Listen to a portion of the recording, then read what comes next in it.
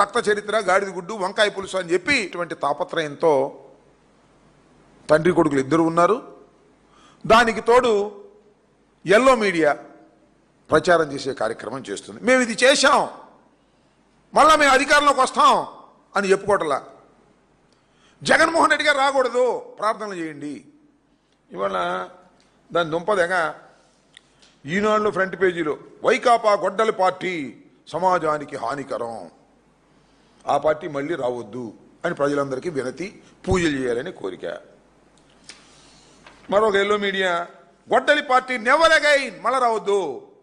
ఏంది బాబు మళ్ళా రావద్దు, మళ్ళా రావద్దు, మళ్ళా రావద్దు, మళ్ళా రావద్దు అంటే మళ్ళా వచ్చేస్తుందని మీకు అర్థమైందా? ప్రజల్లో విపరీతమైనటువంటి గాలి చంద్రబాబు నాయుడు గారికి వ్యతిరేకంగా వీస్తుంది. మళ్ళా జగన్మోహన్ రెడ్డి గారు అధికారంలోకి రాబోతున్నారనేటువంటి భావన మీ గుండెలకు చేరింది. అందువల్ల మేము ఈ కార్యక్రమాలు చేశాం, అద్భుతంగా పరిపాలన చేశాం, జగన్మోహన్ రెడ్డి గారి కన్నా సంక్షేమ కార్యక్రమాలు ఎక్కువ చేశాం, అందువల్ల మళ్ళా మమ్మల్ని గెలిపించండి అనుకోకుండా జగన్మోహన్ రెడ్డి గారు అట్టా, జగన్మోహన్ రెడ్డి గారు ఇట్టా అని మీరు చెప్పటం, మీ పత్రికలు రాయటం. మళ్ళీ ఆయన ఎవరినో పట్టుకొచ్చారు, రాజారెడ్డి గారి హత్య కేసులో ప్రధాన నిందితుడు, హత్యకు కారకుడని చెప్పబడుతున్న వ్యక్తి అంచెతో ప్రెస్ మీట్ పెట్టారు. అది కూడా ఫ్రంట్ పేజీ ఈనాడు ఆంధ్రజ్యోతిలో రాపించారు. వైఎస్ కుటుంబం చరిత్ర రక్తసిక్తం, దుష్పరిపాలన, దుర్మార్గమైన పరిపాలన, ఫ్యాక్షనిజం, రాజారెడ్డి దగ్గర నుంచి జగన్మోహన్ రెడ్డి గారి దగ్గర నుంచి ఇప్పటి వరకు ఇలాంటి ఫ్యామిలీ చాలా దుర్మార్గమైన ఫ్యామిలీ అని చెప్పేటటువంటి ప్రయత్నం చేయించారు. నేను అడుగుతా ఉన్నా, చంద్రబాబు నాయుడు గారు, ఆయన ఎవరో ఉన్నాడు అబ్బాయి లవకేష్ గారిని ఇద్దరిని అడుగుతా ఉన్నా, ఎందుకని మరి పులివెందుల్లో ఇంతవరకు రాజశేఖర రెడ్డి గారు అడుగు పెట్టిన దగ్గర నుంచి ఓటమి లేకోకుండా ఎందుకు గెలుస్తున్నారని అడుగుతా ఉన్నా. ఆయన దుర్మార్గ కుటుంబం అయితే, అన్యాయమైన కుటుంబం అయితే రాజశేఖర రెడ్డి గారు ఓటమి ఎరుగుని వీరుడుగా గెలిచాడు, జగన్మోహన్ రెడ్డి గారు గెలిచాడు, విజయమ్మ గారు గెలిచారు. మళ్ళా అత్యధిక మెజారిటీతో మొన్న కూడా కేవలం 11 సీట్లు వచ్చాయని మీరు ఎగతాళి చేస్తున్నా కూడా పులివెందులో గెలిచాడు. ఏమండి చంద్రబాబు నాయుడు గారు, మీరు ఎందుకు గెలవలా? చంద్రగిరిలో ఓడిపోయి కుప్పానికి ఎందుకు పారిపోయారు? అక్కడ ఎందుకు తిరస్కరించారు మిమ్మల్ని? మీ అబ్బాయి మంగళగిరిలో ఇప్పుడు గెలిచాడని చెప్పుకుంటున్నారు. మొట్టమొదటి ఎందుకు ఓడిపోయాడు చెప్పడే అడుగుతా ఉన్నా.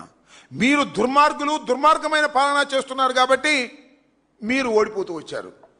కానీ డాక్టర్ వైఎస్ రాజశేఖర రెడ్డి గారు కానీ ఆయన కుటుంబం కానీ ఎప్పుడు పులివెందుల్లో ఓడిపోకుండా గెలుచుకుంటూ వచ్చారు.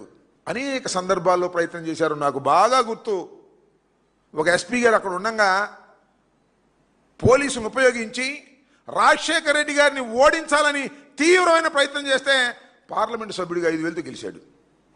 ఎంత ప్రయత్నం చేసినా కూడా ప్రజలు అంత మక్కువగా ఆ కుటుంబాన్ని రాయలసీమలో ప్రేమిస్తున్నారు. వాళ్ళ పట్టుకొని ఫ్యాక్షనిస్టులు, దుర్మార్గులు, రక్త చరిత్ర, గాడిద గుడ్డు, వంకాయ పులుసు అని చెప్పి ఏదో ఒకటి బ్రాండ్ చేసి మళ్ళీ జగన్మోహన్ రెడ్డి గారిని అణచాలని అనుకుంటున్నారు. మీ వల్ల కాదనే విషయాన్ని కూడా ఇక్కడ నేను ఖచ్చితంగా చెప్పదలుచుకున్నాను. మీరు చేయాల్సింది ఏంటి? 2 సంవత్సరాలు అద్భుతమైన పరిపాలన చేశాం, బ్రహ్మాండంగా పరిపాలన చేశాం, అందువల్ల మీరు మమ్మల్ని ఓట్లేయండి, మమ్మల్ని గెలిపించండి. అట్ట కాదంట, జగన్మోహన్ రెడ్డి గారు రానిమాకండి, జగన్మోహన్ రెడ్డి గారిని ఓడించండి. ఈ భజన కార్యక్రమం చేస్తున్నారంటే కాన్ఫిడెన్స్ పోయింది మీకు. బాబు కొడుకులకి ఇద్దరికి కాన్ఫిడెన్స్ పోయి జగన్మోహన్ రెడ్డి గారి మీద వ్యక్తిత్వహనాన్ని చేసేటటువంటి ప్రయత్నం మీరు చేస్తున్నారు. ఇంకో మాట చెప్పాలి, మీరు ఇన్ని చెప్తున్నారు కదా, నేను మాట్లాడుతూ ఉన్నా, నేను అడుగుతా ఉన్నా, మంత్రులు రోజు 2 నెలల నుంచి ఇదే పని, చంద్రబాబు మాట్లాడతాం, వాళ్ళ అబ్బాయి మాట్లాడతాం, వీళ్ళు ఇష్టం వచ్చినట్టుగా జగన్మోహన్ రెడ్డి గారిని, వైఎస్ఆర్ కాంగ్రెస్ పార్టీని ఇదే పనిలో ఉన్నారు తప్ప పరిపాలన చేసే పనిలో లేరు. చంద్రబాబు నాయుడు గారు కూడా అంతే, నియంతలాగా పరిపాలన చేస్తున్నాడు తప్ప చక్కని న్యాయం చేసేటటువంటి పరిపాలన మచ్చు కూడా చేయనటువంటి దుర్మార్గమైనటువంటి రాజకీయం వల్ల చంద్రబాబు నాయుడు గారు నేను అడుగుతా ఉన్నా, గడిచిన 2 మాసాల నుంచి మంత్రులందరూ ఒకటే గొడవ జగన్మోహన్ రెడ్డి గారి మీద, వైఎస్ఆర్ కాంగ్రెస్ పార్టీ మీద. నేను సవాల్ చేస్తున్నా, మీ డిపార్ట్మెంట్లో కొన్ని విషయాలు మీరు చెప్పగలరా అని అడుగుతా ఉన్నా. నేను ఒకటే ఈ సందర్భంగా చెప్తూ ఉన్నా, మంత్రులకు ఒక సవాల్గా విసురుతా ఉన్నా. అయ్యా, ఆయన ఎవరు? పయ్యావుల కేశవులు గారు, ఫైనాన్స్ మినిస్టర్ గారు, సీనియరే కాదని అనలేం, తెలివిగలవాడే కాదని అనలేం. 3.4 లక్షల కోట్లు తీసుకొచ్చి ఏం చేశారు చెప్పగలరా మీరు? పయ్యావుల కేశవులు గారు, లేదు డిఫాక్టో చీఫ్ మినిస్టర్ లోకేష్ గారు, చంద్రబాబు గారు 3.4 లక్షల కోట్ల రూపాయలు అప్పు తీసుకొచ్చి ఏం చేశారు మీరు? ప్రజలకి ఏమైనా ఖర్చు పెట్టారా? జేబులు నింపుకున్నారా? చెప్పగలరా అని పయ్యావుల కేశవులు గారిని సవాలు చేస్తా ఉన్నాయి వాళ్ళ రాష్ట్రంలో. దానికి మాత్రం చెప్పలేడు. గొడ్డలి పార్టీ, పొలుగు పార్టీ ఇట్లాంటి కార్యక్రమాలు చేస్తూ ఉన్నారు. అంతేకాదు రెవెన్యూ మంత్రి గారు, ఏమండి రెవెన్యూ మంత్రి గారు ఎలక్షన్ల ముందు ఏం చెప్పారండి? భూ సమస్యలన్నీ పరిష్కరించబడతాయి, రెవెన్యూ సమస్యలన్నీ పరిష్కరించబడతాయి అని చెప్పారు. 2 సంవత్సరాలు అయింది, ఎక్కడ సమస్యలు అక్కడే ఉన్నాయి. అలో లక్షణాన్ని రైతాంగం బాధపడుతూ ఉన్నారు. భూములు ఉన్న వాళ్ళని సమస్యలు పరిష్కరించగలిగారా? పరిష్కరిస్తారా? అసలు పరిష్కరించాలని ఆలోచన మీకుందా? ఏం చేపు జగన్మోహన్ రెడ్డి గారిని దూషించాలి, వైఎస్ఆర్ కాంగ్రెస్ పార్టీని దూషించాలి, అయ్యో వైఎస్ఆర్ కాంగ్రెస్ పార్టీ అధికారంలోకి వచ్చేస్తుందని భయంతో మాట్లాడుతున్న మాటలు తప్ప ఏమైనా ఉన్నాయని అడుగుతా ఉన్నా. వ్యవసాయ శాఖ మంత్రిగా ఉన్నారు ఒక ఆయన, చంద్రబాబు నాయుడు గారు మొన్న అంటున్నాడు ఆంబోతని, అంతకుముందు నన్ను ఇప్పుడు ఆంబోతని ఇష్టం వచ్చినట్టు మాట్లాడుతూ ఉన్నాడు. దానికి కూడా సమాధానం చెప్పగలను. ఎవరు ఆంబోతులు? నువ్వు ఆంబోతు, నీ అబ్బాయి ఆంబోతు, అంతకుమించి ఎవరు ఆంబోతులు? ఏ చేలో పడితే ఆ చేలో తినేస్తున్నారు మీరు. ఇవాళ అమరావతిలో తింటారు, స్కాములు చేస్తారు, డబ్బులు సంచులు పోగేసుకుని హైదరాబాద్ వెళ్ళి దాచుకుంటారు, అక్కడ ఇంట్లో పెట్టుకుంటారు. ఏ చేలో పడితే ఆ చేలో పడి ఇష్టం వచ్చినట్టు తినేటటువంటి అచ్చోసిన ఆంబోతులు బాబు కొడుకులు ఇద్దరు. అంత అన్యాయం, అక్రమం తప్ప రెండో పనే లేదు. వ్యవసాయ శాఖ మంత్రి గారు నేను అడుగుతా ఉన్నా, అయ్యా మీరు వ్యవసాయ శాఖ మంత్రి అయ్యారు, ఈ 2 సంవత్సరాల్లో అసలు గిట్టుబాటు ధర ఉంది? రైతు గిట్టుబాటు ధర వచ్చింది? కనీసం ప్యాడీకి లేదు, పసుపుకు లేదు, పొగాకు లేదు, మొక్కజొన్నకు అసలే లేదు. మొక్కజొన్నకు మద్దతు ధర లేదు అంటే దాడులు చేసి గోడౌన్ సీజ్ చేసే పరిస్థితికి వచ్చారు మీరు. ఏం పోయేగాలం వచ్చిందో నాకు అర్థం కాలేదు. ఎవరు ఆంబోతులు? మీరు ఆంబోతులు. అచ్చెన్నాయుడు గారు కూడా ఆంబోతే, దానిలో ఏం అనుమానం లేదు. అచ్చోసిన ఆంబోతుల్లాగా వ్యవహరిస్తూ మమ్మల్ని మీరు అనేటువంటి ప్రయత్నం చేస్తున్నారు. ఇది దుర్మార్గమైనటువంటి విషయం కూడా ఈ సందర్భంగా చెప్పదలుచుకున్నాం. అంతేకాదు యుద్ధం పేరు చెప్పి ధరలు పెంచేశారు. తగ్గించగలరా మీరు? పౌర సరఫరాల శాఖ మంత్రి గారిని అడుగుతా ఉన్నా, జనసేన మీరేం చెప్పారు, ఇప్పుడు ఏం చేస్తున్నారు? వైఎస్ఆర్ కాంగ్రెస్ పార్టీలో ఉన్నప్పుడు ధరల కన్నా తగ్గించి ప్రజలకు మేలు చేస్తామని చెప్పినటువంటి మీరు కూటమి ప్రభుత్వం, నేను అడుగుతా ఉన్నా మనోహర్ గారు పౌర సరఫరాల శాఖ మంత్రి గారు, రేట్లు ఏమైనా తగ్గిస్తారో? యుద్ధం పెట్టి అదేమంటే యుద్ధం వచ్చేసింది అనేటువంటి మాటలు తప్ప మరొకటి లేదు. అంతేకాదు పెట్రోల్ డీజిల్ ధరలు, చంద్రబాబు నాయుడు గారు అబ్బాయి యువగళంలో వెళ్ళాడు, రాష్ట్ర ప్రభుత్వం పన్నులు తగ్గిస్తాం, కేంద్రం పెంచినా సరే రాష్ట్ర ప్రభుత్వం వేస్తున్నటువంటి పన్నులు తగ్గించి వినియోగదారులకు చౌకగా అందించేటటువంటి బాధ్యత మాది అని చెప్పారు. మేనిఫెస్టోలో కూడా పెట్టారు. అయ్యా లోకేష్ గారు, లవకేష్ గారు, ఎందుకు తగ్గించరండి? యుద్ధం పేరు చెప్పి తప్పుకుపోదాం అనుకుంటున్నారా? తగ్గించండి.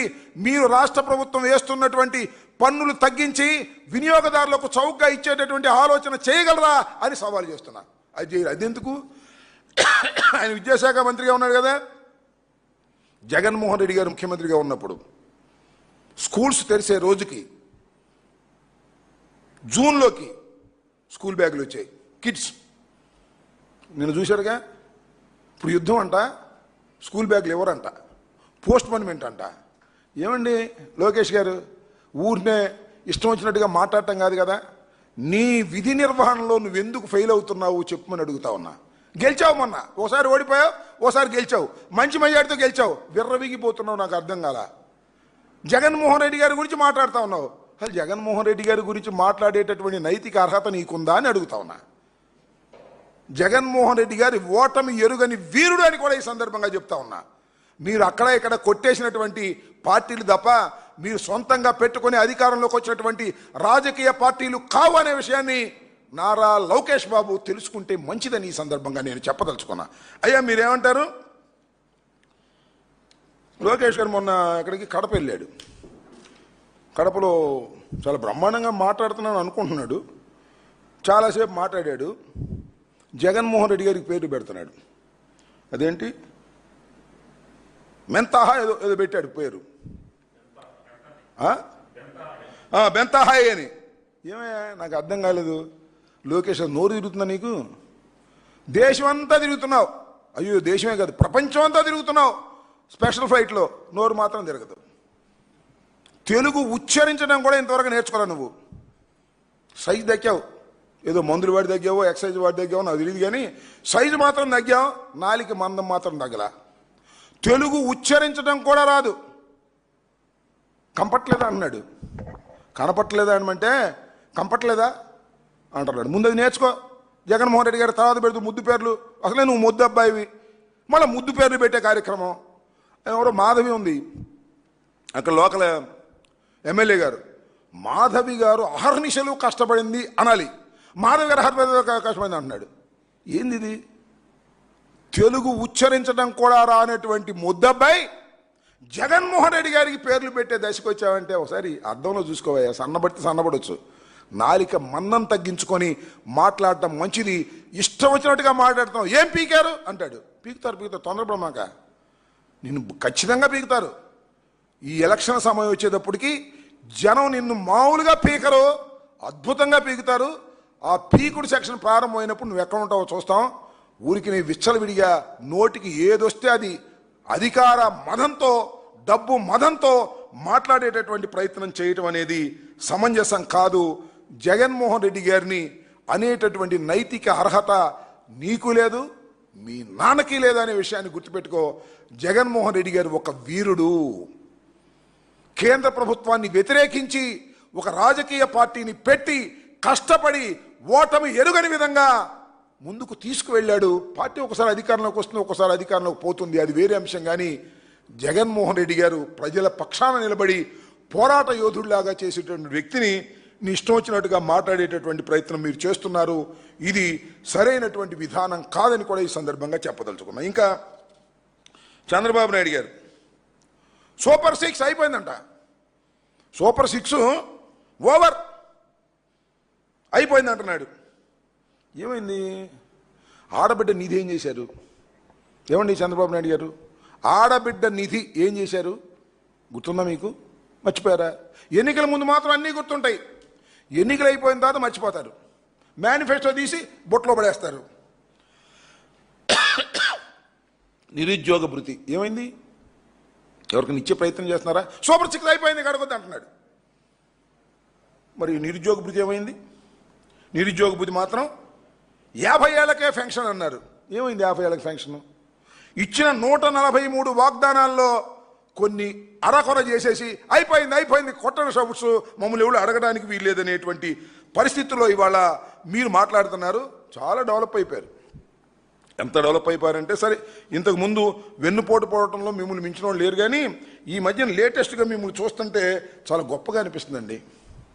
మొన్న ఈ మధ్యన ఎక్కడికి వెళ్ళాడు? కాకినాడ కావలి దగ్గర మత్స్యకార భరోసా కోసం మత్స్యకార దేని గురించి వెళ్ళాడు. మత్స్యకారుల దగ్గర డ్రామా వేసి మొదలెట్టాడు. ఎంత అద్భుతమైన డ్రామా అండి.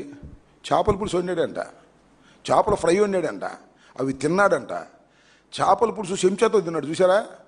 నేను చేపల పులుసు నా చిన్నప్పుడు ఇది తింటున్నా, చెంచాతో చేపల పులుసు తింటాం నాకు తెలియదు. ఇంకో గొప్ప విషయం, మీరు ఆశ్చర్యపోతారు, అసలు స్టవ్ వెలిగించుకోకుండానే చేపల పులుసు వండినటువంటి ఘటన సమర్థుడు నారా చంద్రబాబు నాయుడు గారు. ఎంత టెక్నాలజీ పెరిగిపోయిందండి. అసలు గ్యాసు మండలేకోకుండా, గ్యాసు స్టవ్ వెలిగించుకోకుండా, గ్యాసు స్టవ్ మీద చేపల పులుసు వండినటువంటి ఓ మహానుభావ నారా చంద్రబాబు నాయుడు గారు. ఎందుకయ్యా ఈ డ్రామాలు నాకు అర్థం కాలేదు. అడుగు ఓట్లు పర్లా, చేపల పులుసు వండితే మత్స్యకారులందరూ నీకేసేస్తారా ఓట్లు? మత్స్యకారులకు సరైనటువంటి విధానంలో పరిపాలన చేస్తే, వారి సంక్షేమ కార్యక్రమాలు అందిస్తే మత్స్యకారులు నీకు ఓటేస్తారు.